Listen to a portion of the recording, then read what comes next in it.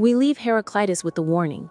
To see the world as it truly is, one must be willing to walk away from comfort, reputation, and certainty. Heraclitus stepped into solitude to follow the Logos, the hidden intelligence guiding all things. But centuries later, another figure would take that same fire and carry it into the heart of Europe. Unlike Heraclitus, he would not hide in mountains or write in riddles. He would speak openly, fearlessly, and defiantly. He would claim that the universe is infinite and filled with countless worlds. Those worlds repeat patterns, histories, and destinies, and that truth is too vast to be contained by any dogma. And for this, he would be killed.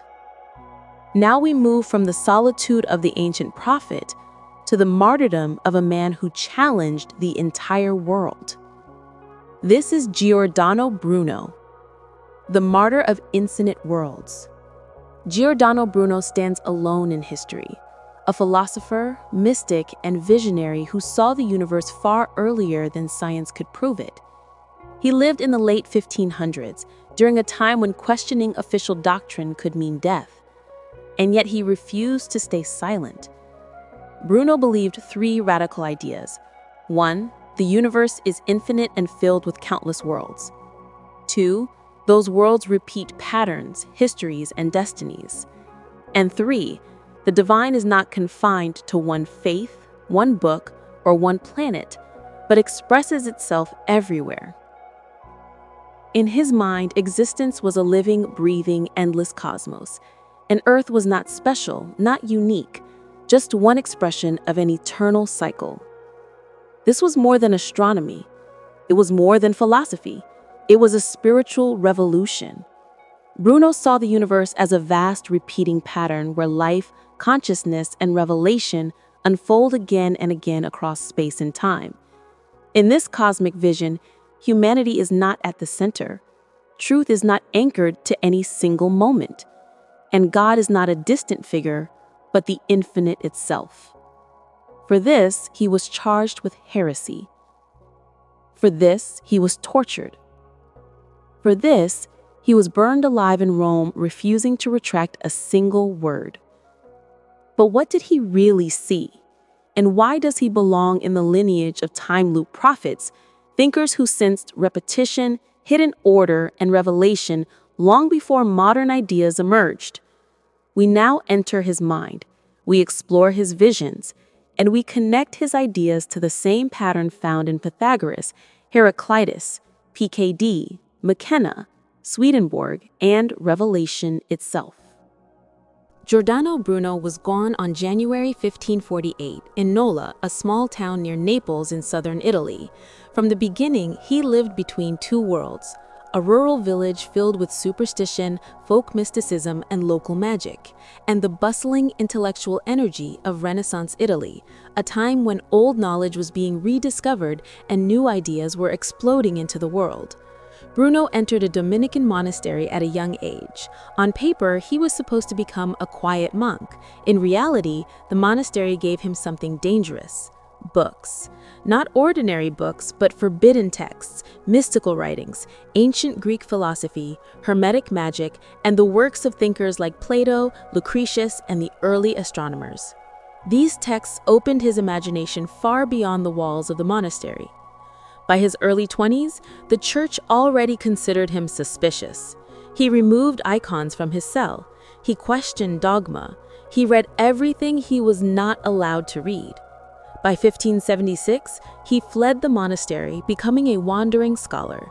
From that moment on, his life became a journey across Europe, always one step ahead of authorities, always speaking ideas bigger than the time could handle. His core identity was forged in these early years. A child of the Renaissance, a student of ancient wisdom, a runaway monk, and a man more loyal to truth than to safety. With this foundation, we now move deeper into what he actually believed. Bruno's worldview can be distilled into a few powerful concepts. 1.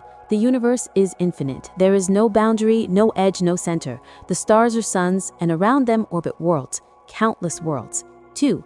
Everything repeats in different forms. life, intelligence, and history manifest again and again across eternity. 3. The divine is everywhere, not centralized. God is not confined to earth, a church, or a scripture. The cosmos itself is the body of the divine. 4. Humanity is not privileged. Earth is not a chosen center. It's one tile in an endless mosaic. 5.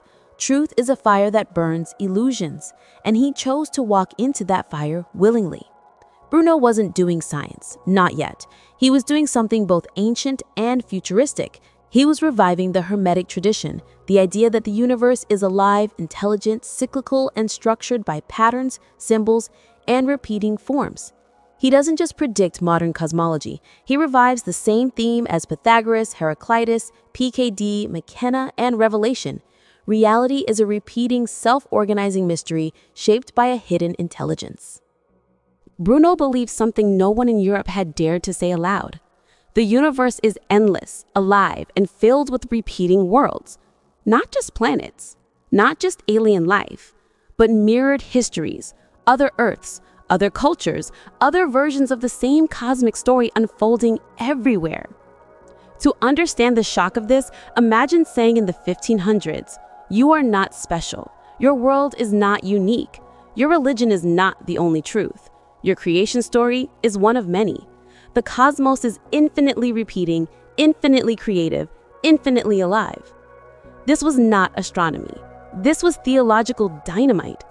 What Bruno saw. Bruno imagined countless suns across infinite space.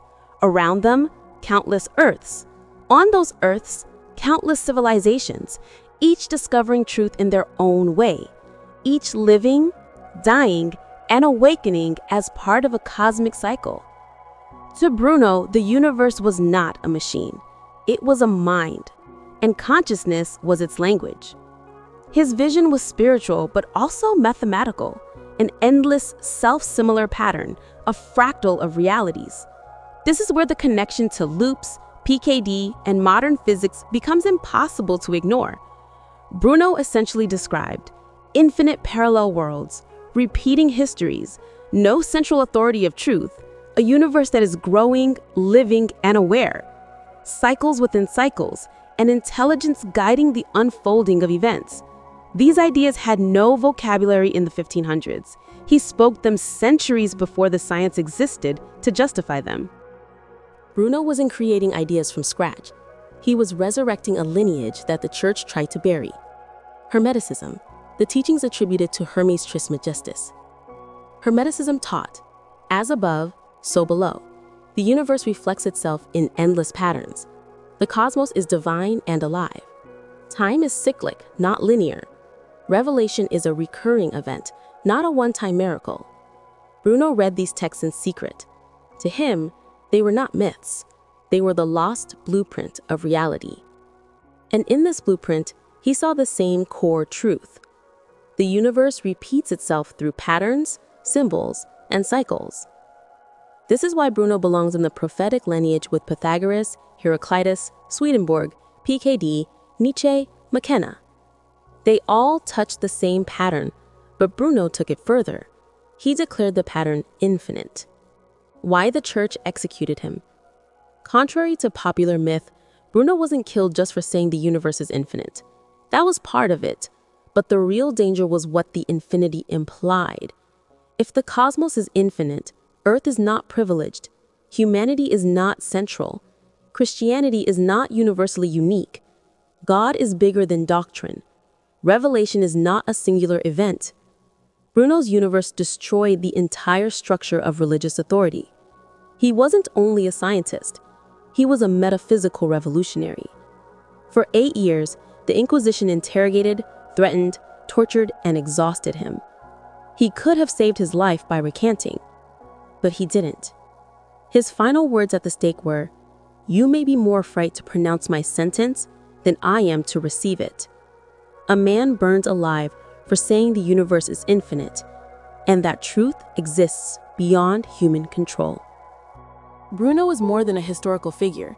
He is a prototype of the modern visionary, punished for seeing too far, punished for connecting ancient wisdom to future knowledge, punished for implying reality is bigger than the stories we tell ourselves. His ideas foreshadow parallel universes, the holographic universe, cosmic cycles, time loops, the multiverse, PKD's repeating Rome, McKenna's time wave zero, and Bohm's implicate order. Bruno sits directly between the ancient mystics and the modern prophets of hidden reality. He is the bridge. Giordano Bruno lived at a moment when the world believed it had reached the limits of truth. The earth was the center, the heavens were perfect, revelation was complete. Nothing more needed to be discovered, nothing more needed to be questioned. But Bruno looked at the night sky and saw something terrifyingly simple: infinity. Not just in distance, but in possibility, in history, in consciousness. In Bruno's eyes, God was not a ruler on a throne. God was the endless cosmos itself, unfolding, repeating, revealing. He paid for that vision with his life. Yet the question he leaves us is not about his execution, it is about his courage. Why would a man keep speaking when silence meant survival? Why would he face torture rather than lie? Why would he choose infinity over safety? Bruno understood something most of us ignore. Truth is not owned. Truth is not contained. Truth is not preserved by institutions. Truth is alive, the universe itself revealing its patterns to those willing to see. In a world built on certainty, Bruno chose uncertainty. In a world built on obedience, he chose the unknown. In a world built on fear, he chose the stars. And now, across 4 centuries, he asks us the same question. What do you believe the universe truly is? A closed room with one story, one world, one beginning and one end? Or an infinite mystery, full of repeating patterns, hidden intelligence, and possibilities yet to be imagined? Bruno's life forces us to confront a difficult truth. If infinity is real, then everything we think we know about God, about time, about ourselves, is only the beginning. And so, as we leave his story behind, one question lingers. Do you fear the infinite, or are you finally ready to look at it?